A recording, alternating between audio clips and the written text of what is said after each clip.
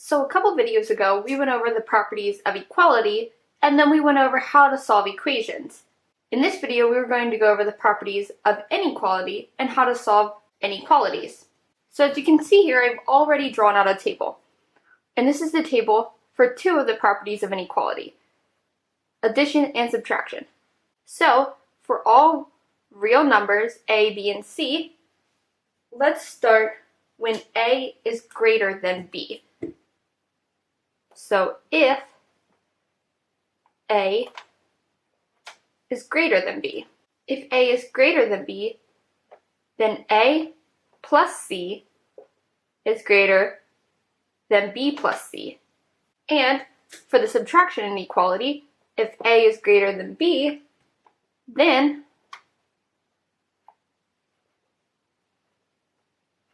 a minus c is greater than b minus c. Now let's look at if a is less than b. If a is less than b, then a plus c is less than b plus c. For the subtraction property, if a is less than b, then a minus c is less than b minus c. So here's the addition properties. If a is greater than b, then a plus c is greater than b plus c. And if a is less than b, then a plus c is less than b plus c. And the subtraction properties, if a is greater than b, then a minus c is greater than b minus c. And if a is less than b, then a minus c is less than b minus c. Now, let's look at multiplication and division.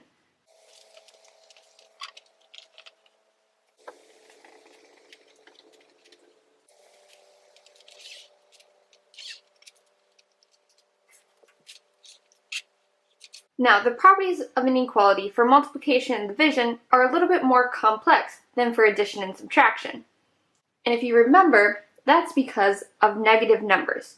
When you multiply or divide the sides of an inequality by a negative number, you have to remember that you're going to flip which way that inequality faces. So we're going to deal with positives, so positive c's, and we're going to deal with negative c. So for positive and negative, each are associated with two separate cases.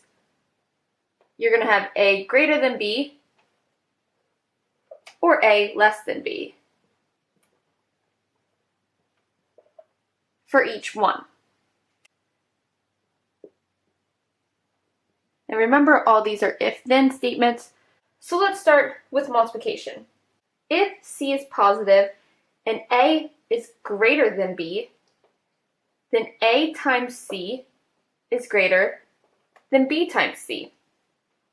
If c is positive and a is less than b, then a times c is less than b times c. Let's look at it for when c is negative. If c is negative and a is greater than b, then ac is going to be less than bc, because we're multiplying both sides by a negative number.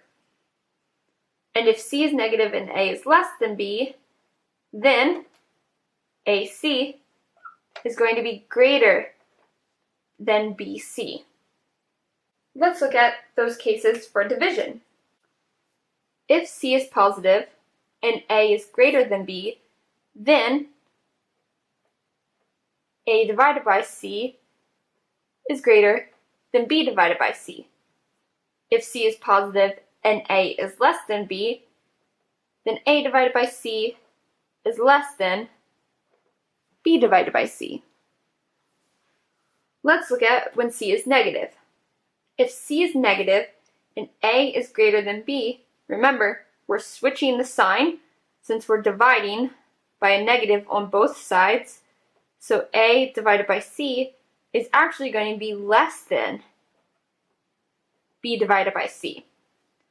And if c is negative and a is less than b, we're switching, so a over c is going to be greater than b over c. So whenever you're solving an inequality and you're dividing both sides by a negative or multiplying both sides of a negative, you're going to need to flip that inequality sign. So less than becomes greater than becomes less than or equal to becomes greater than or equal to, or greater than or equal to becomes less than or equal to. Let's look at an example.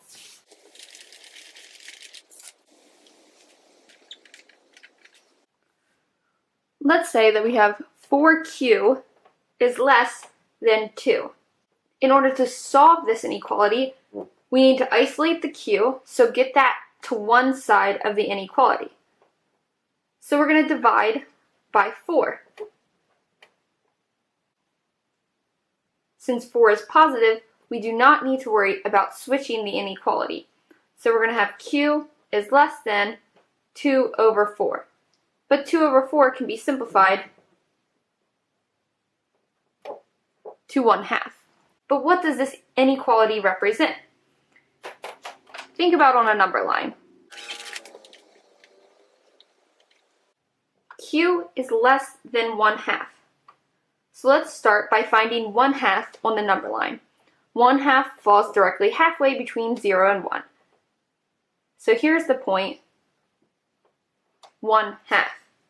When we say that Q is less than 1/2, Q can represent multiple different numbers or multiple different quantities. So it has to be less than 1/2. So we know that it can't be 1/2. So we're going to circle that 1/2.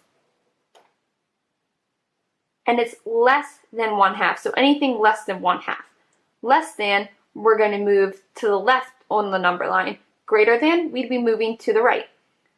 So 0 is less than 1/2, -1 is less than 1/2, -2 is less than 1/2, and so on. So we would shade in everything to the left of that 1/2. You can also represent this by saying that Q is everything from -infinity, comma, 1/2.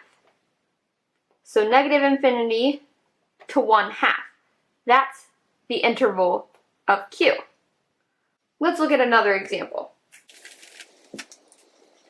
Let's have -3 x is less than or equal to 9. So we're going to solve for x in this inequality. We need to isolate it to one side, so we're going to start by dividing by -3.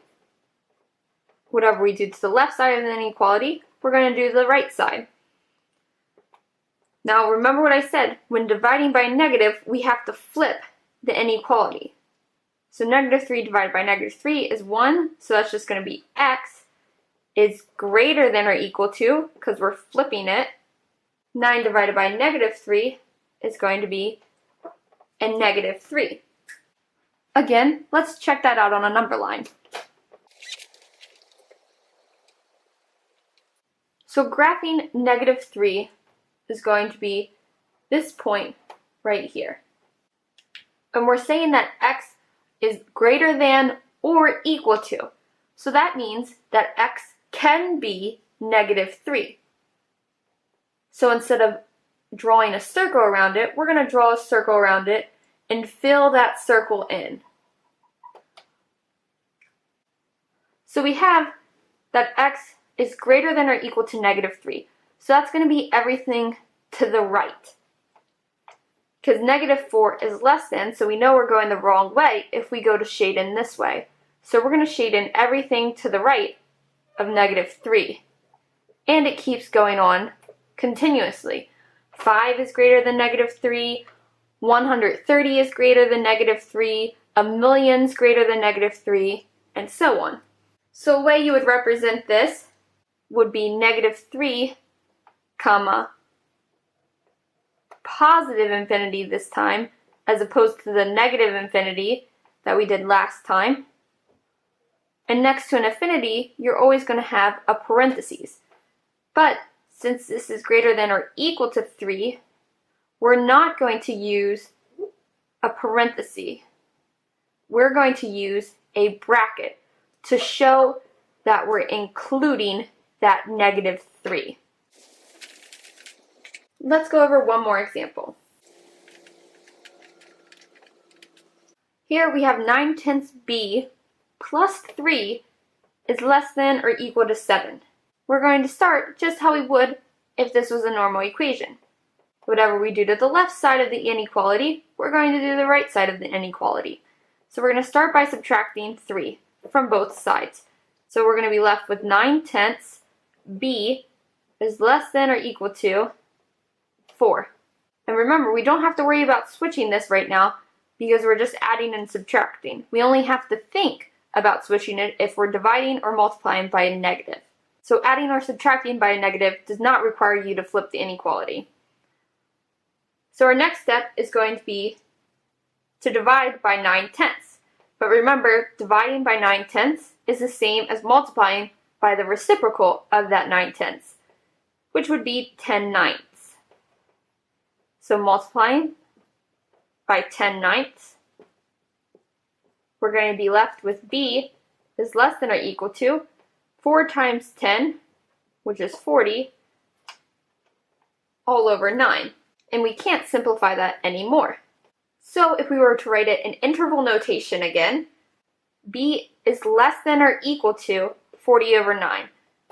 So b can keep on going into the negative infinity, and it stops at 40 divided by 9, but it can be that 40 over 9, so we're going to use a bracket.